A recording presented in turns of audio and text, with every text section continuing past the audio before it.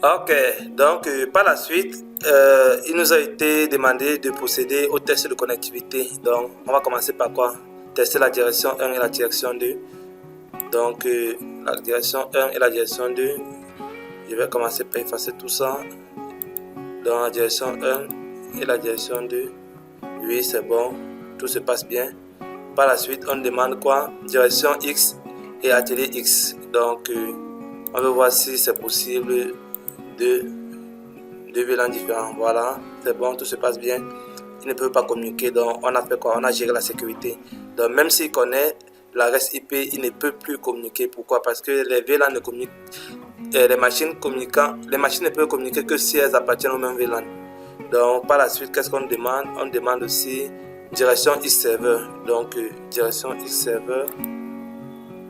Donc je prends ma direction X et mon serveur.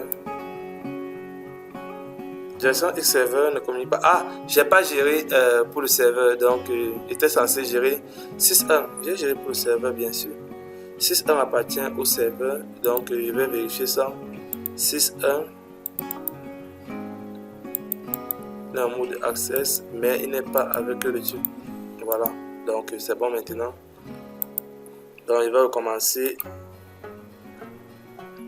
Ici, il faut attendre que ça prenne en compte. Donc, on doit un peu souffrir d'attendre quelques quinzaines de secondes. Généralement, ça prend 15 secondes pour charger.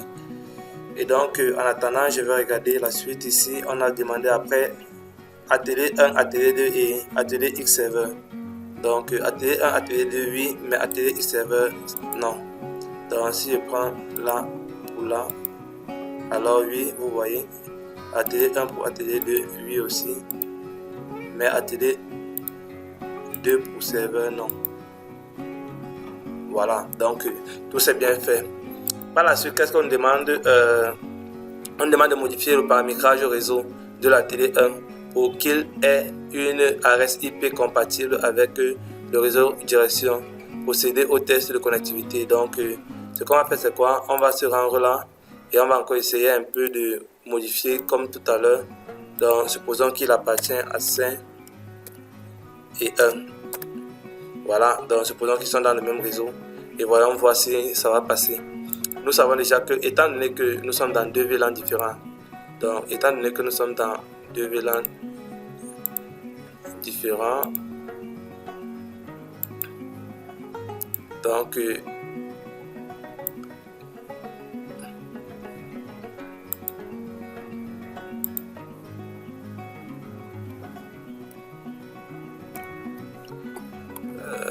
étant donné que nous sommes dans deux VLAN différents,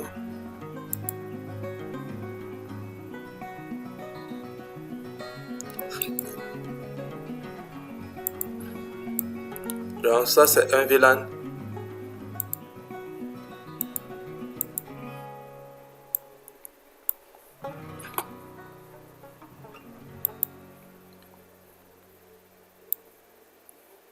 Et ceci c'est un autre VLAN. Donc en réalité, donc voilà un peu notre réseau. Donc on sait déjà que même si ceux-ci possèdent la même adresse IP, donc c'est-à-dire sont dans le même réseau, étant donné qu'ils sont dans deux VLAN différents, alors avec la notion de sécurité que nous venons de voir, alors elles ne peuvent pas communiquer. Donc c'est de ça dont il était question. Donc si j'essaie de refaire mon test, donc pour cela je vais effacer ici, j'essaie de refaire le test, voilà, je vais prendre là, je vais essayer de communiquer avec le serveur. Alors vous verrez, alors pas de communication. Donc malgré le fait que c'est dans le même réseau, ils ne peuvent pas communiquer, donc c'est ça. Donc voilà la notion de sécurité. Donc les VLAN apportent aussi la sécurité. Donc c'est un peu ça. Ok. Donc ici on dit que faudrait-il faire pour que le serveur soit accessible depuis les deux VLAN. Donc ce qu'il faut faire pour que le serveur soit accessible depuis les deux VLAN, il faut créer une liaison crunk.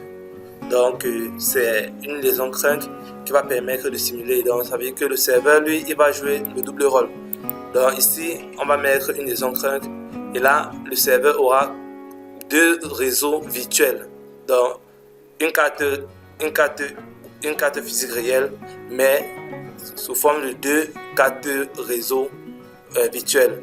Et là maintenant, étant donné que si on met ces cartes réseau en mode cran, alors c'est comme si on avait 2 interfaces. Donc c'est comme si on connectait le serveur à ce VLAN et à ce VLAN. Et alors maintenant, à ce moment, le serveur va pouvoir gérer les 2 VLAN. Donc voilà ce qu'il faut faire. Et par la suite, on demande ici, Packet Tracer ne permet pas de simuler les cartes, voilà, en mode serveur.